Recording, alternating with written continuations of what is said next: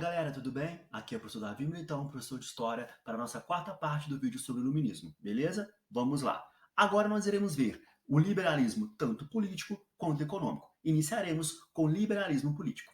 Quais são as principais características do liberalismo político? São elas: primeira, igualdade jurídica. Igualdade jurídica ou igualdade civil? O que defende, gente, o que prega a igualdade jurídica ou igualdade civil? Que todos os cidadãos são iguais perante a lei. Então, naquela época, os iluministas defendiam que todos os cidadãos fossem iguais perante a lei. Naquele momento, durante o antigo regime, com o absolutismo, havia igualdade entre todos? Não, não havia igualdade. O que havia, gente? Havia desigualdade. Por quê? Porque poucos, clero e nobreza, tinham privilégios. Esses privilégios, obviamente, eram apoiados pelo rei, e muitos que pertenciam ao terceiro estado, que são trabalhadores urbanos, trabalhadores rurais e burgueses, trabalhavam muito e pagavam muitos impostos. Beleza? Então, igualdade jurídica é quando os iluministas defendem que todos sejam iguais perante a lei. Fica para você aqui uma reflexão. Hoje em dia, obviamente, essa característica existe na nossa atual Constituição, mas, na prática, todos nós somos iguais perante a lei. Pensa. Próxima característica, liberdade de pensamento. Então você era livre para pensar aquilo que você queria. Lembrando, durante o antigo regime, né, o seu pensamento, as suas ideias eram dominadas pelo rei e pela Igreja Católica. Então, o que pregam os iluministas? Que você tenha liberdade de pensar aquilo que você quiser, liberdade de expressão, que você possa expressar da maneira que você desejar. E aí, gente, lembrando, atualmente essa liberdade de expressão também existe, como a liberdade de pensamento. Entretanto, a liberdade de expressão atualmente, ela tem um limite. Qual é o limite? A lei. Sim, a lei. Porque muita gente fala, mas fulano falou aquilo, as pessoas não questionaram, não gostaram, reclamaram. Mas ele tem, né, a liberdade de expressão. Calma. Essa liberdade de expressão existe, que bom que existe, entretanto, ela tem um limite. É a lei. Quer um exemplo? Você pode ser racista? Não, né? Você pode preferir palavras racistas? Não, né? Ou seja, você tem a liberdade de expressão, mas a sua liberdade tem um limite, ok? Que é a lei. Beleza? Tudo bem? Pense nisso. Além disso, liberdade de religião. Então, naquele momento, né, os súditos, durante o antigo regime, não tinham liberdade. As pessoas, o povo, não tinha liberdade de escolher sua própria fé, não tinha essa liberdade. Se o rei fosse, por exemplo, católico, você deveria também ser católico, ok? Beleza? E por último, o direito de ir e vir. Ou seja, o direito de transitar aonde você quiser. Quer um exemplo básico? Vamos relembrar aqui a sua infância, quando você era muito mais novo, corria pela sua rua, lá no seu bairro, jogava bola, enfim. Aí alguma vizinha sempre reclamava, te xingava, e aí você enchia o peito, né, pulmão, né, e falava, a rua é pública. Então, o que é essa rua pública? É que você pode ir passar por onde você quiser. Então, naquele momento, durante o absolutismo, com o antigo regime, né, você não tinha essa liberdade de ir onde você queria, beleza? E aí os iluministas, o que eles defendiam, gente? O direito de ir e vir. Tudo bem? Outra característica, o anti-absolutismo, que era expresso na divisão dos três poderes. Ou seja, eu pego o poder do rei e divido em três partes: executivo, legislativo e judiciário. Ok? Por que criaram, né, a divisão dos três poderes? Porque Barão de Montesquieu vai criar, né, a divisão dos três poderes. O que ele quer com isso, gente? Ele quer limitar o poder real. Limitar, então, o poder do rei. Beleza? Lembrando, atualmente, na nossa Constituição, existe o que, gente? A divisão dos três poderes. Quer um exemplo? Executivo, esfera municipal, prefeito, esfera estadual, governador, esfera federal, presidente. Legislativo, esfera municipal, os vereadores, esfera estadual, os deputados estaduais, esfera federal, deputados federais, ok? E senadores, beleza? Então percebam, hoje em dia, porque o poder é dividido em diversas partes, né? Em três partes basicamente. Para quê, gente? Para ninguém concentrar os poderes. Quando uma única pessoa concentra os poderes, o nome disso é o quê, gente? É ditadura. Naquela época, durante o antigo regime, é o absolutismo. Beleza? Tudo bem? Além disso, a prática também do federalismo. Os iluministas defendiam o federalismo. O que seria o federalismo? Seria a descentralização política. Ou seja, tem um país, tem um estado, esse país é formado por províncias, né? Ou por estados, e aí as regiões estaduais. E aí, galerinha, o que vai acontecer no federalismo? Os estados ou províncias possuem o quê? Autonomia administrativa. Quer um exemplo? O Brasil, ele é formado por vários estados, correto? Um exemplo, Minas Gerais é uma federação. Minas Gerais é um estado do Brasil. E aí, Minas Gerais, atualmente, possui autonomia administrativa? Sim. Por quê, gente? Porque o Brasil é uma república, o quê? Federativa. Na República Federativa, no federalismo, os estados, o que eles possuem? Autonomia administrativa. Tudo bem? Então, durante o iluminismo, aqueles pensadores, o que eles defendem, gente? Eles defendiam, então, o federalismo, ou seja, a descentralização do poder político. Beleza? Além disso, também defendiam a criação de um sistema representativo, ou seja, aqueles iluministas, o que eles desejavam? Que os cidadãos escolhessem seus próprios governantes. E essa escolha seria o que, gente? Através de eleições. Naquela época, os governantes, né, quem governava, era escolhido por quem?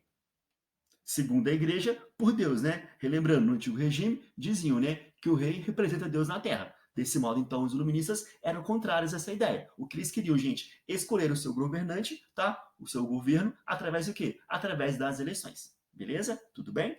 Agora passaremos para o liberalismo econômico. Quais são as principais ideias defendidas, gente, pelos liberais econômicos? São elas. Livre produção. O que isso significa? Você produzir aquilo que você quiser. Tá? Durante o absolutismo, o burguês, o comerciante, ele tinha a liberdade de produzir aquilo que ele queria? Muitas vezes não. O rei sempre interferia. E lembrando, como o rei interferia, como ele interferiu, ele criou o que, gente? Mercantilismo, que era um conjunto de práticas comerciais que visava o quê? A acumulação de riquezas com a interferência direta do Estado na economia. Então, com o mercantilismo, durante o absolutismo, não havia o que? A livre produção. Como também não havia o que, gente? O livre comércio. Você não poderia comercializar seu produto onde você quisesse. Ok? Dependia de quem? Dependia sempre do rei, beleza? Daquele rei absolutista. Além disso, temos também o livre consumo. Você, como pessoa, você não podia consumir aquilo que você quisesse. Muitas vezes, o rei poderia restringir o seu consumo. Livre concorrência, né? Dois comerciantes, 2, 3, 4, 5, enfim, infinitos comerciantes poderem comercializar o mesmo tipo de produto na mesma região. Isso não ocorria durante o absolutismo. Livre cambismo. O que seria o livre cambismo? É a eliminação ou redução do que, gente? Dos impostos. Essas tarifas alfandegárias são os impostos. Então você vai eliminar ou reduzir os impostos. Para quê, gente? Para aumentar o comércio, para aumentar a produtividade. Temos também a liberdade de contrato entre capital e trabalho. Naquele momento, o que defende os iluministas? Que o Estado jamais deve o que, gente? Interferir na economia. E aí o Estado, por exemplo, ele não pode interferir na relação entre o empregador e o empregado. Por exemplo, o Estado não pode determinar um salário para o empregado. Quem deve determinar o salário, né? Quanto vai ganhar aquele trabalhador? Quantas horas por dia, né, ele vai trabalhar? Quem deve determinar isso, gente? O empregador, o empregado. Eles devem sentar, discutir e decidir. E aí pensa, hoje em dia daria certo? Dava certo naquela época? Não, não dá certo. Não deu certo. Veremos isso através do que, gente? Da Revolução Industrial, tá? Não deu muito certo, não. Vamos lá. Outra característica, né? O trabalho como fonte de riqueza, tá? Para esses liberais econômicos, qualquer forma de trabalho pode, que, gente? Pode levar à riqueza. Então, para eles, enriquecer, ok? É uma forma do Estado cada vez mais se desenvolver. Então, para esses liberais econômicos, o trabalho como principal fonte de riqueza. Trabalho em qual atividade? Qualquer tipo de atividade, seja na fábrica, seja na agricultura. Beleza? Tudo bem? Além disso, temos também, né, o aumento da produtividade. Como aumentar a produtividade, gente? Aumentar essa produtividade através do quê? Da especialização por meio da divisão do trabalho. Como assim? Na fábrica, cada trabalhador terá o quê? Terá uma tarefa. Por exemplo, para produzir um tecido, uma camisa, uma blusa, cada um tem o que, gente? Tem uma tarefa. Por quê? A produção tem várias etapas. Cada trabalhador domina a sua etapa. Desse modo, eu vou produzir cada vez mais rápido, produzo muito mais produtos e vendo muito mais. Ok? Esse é o pensamento desses iluministas. Além disso, temos também a ideia que o Estado não deve interferir nunca na economia. Então, a não interferência do Estado na economia. Os liberais econômicos vão defender nesse momento que o Estado jamais interfira na economia. E aí, quem vai regular preços? Quem vai regular salários? O mercado, ok? Por isso defendiam o que, gente? Eles defendiam a lei da oferta e da procura, ok? Essa lei da oferta e da procura vai definir preços e salários, beleza? Ok? Tudo bem? Então vamos lá. Temos também uma escola francesa do liberalismo econômico, sim, que são os fisiocratas. A palavra fisio significa natureza, cracia, poder. Ou seja, o poder vem da natureza. Para esses liberais econômicos franceses, para essa escola francesa, a principal fonte de riqueza é a terra, ou seja, é o trabalho agrícola, é a agricultura. Tudo bem? Então, nesse momento, vai existir o que é na Europa uma escola francesa do liberalismo econômico que defende a terra como principal fonte de riqueza. Quem são eles? São os fisiocratas. E eles defendiam, gente, a ideia do laissez-faire, laissez-passer, ou seja, a ideia da liberdade. Deixar e fazer, deixar e passar. Como assim deixar fazer? Deixa o cara produzir, deixa ele vender. Estado, não interfira, beleza? Então, laissez-faire, laissez-passer. Deixa o cara produzir, deixa o cara vender. Por favor, Estado, não interfira em nada, ok? Lembrando, os fisiocratas, eles são o que, gente? Liberais econômicos. Então, para eles, o Estado deve o quê? O Estado não deve interferir na economia. Entretanto, qual é a diferença desses fisiocratas para os restantes dos liberais econômicos? Os fisiocratas, o que eles defendem? A terra como principal fonte de riqueza, ok? Quais são os seus principais pensadores? Quesnay, Turgot e Gournay, beleza? E aí, a escola clássica do liberalismo econômico é criada por quem? Por Adam Smith. O Adam Smith é conhecido como o pai do liberalismo econômico. Gente, o que defendia basicamente Adam Smith? Que o Estado não deve o quê? Que o Estado não deve interferir na economia. E para Adam Smith, a fonte de riqueza de uma nação é o que, gente? É o trabalho. É o trabalho em qualquer atividade, seja na terra, seja na fábrica, enfim. O que é importante? O importante é trabalhar e enriquecer. Tudo bem? E aí, algo bem interessante para vocês. O Adam Smith, ele era presbiteriano. Os presbiterianos, eles são o quê, gente? Calvinistas. Para os calvinistas, a salvação vem através do trabalho.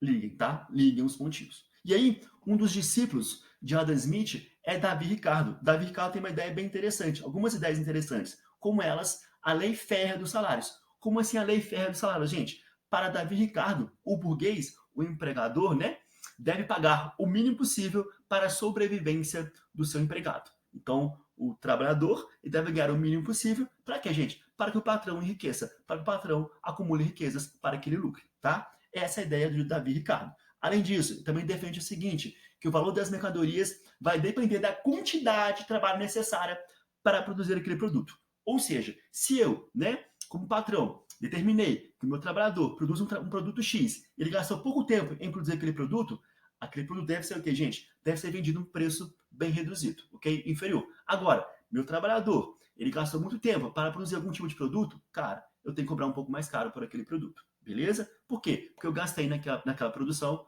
pouca ou muita mão de obra, beleza? Então, gente, temos aqui as principais, então, características do liberalismo político e econômico. Tem alguma dúvida, algum questionamento? Por favor, coloque nos comentários, beleza? Então, até mais, até o próximo vídeo. Valeu, tchau, tchau.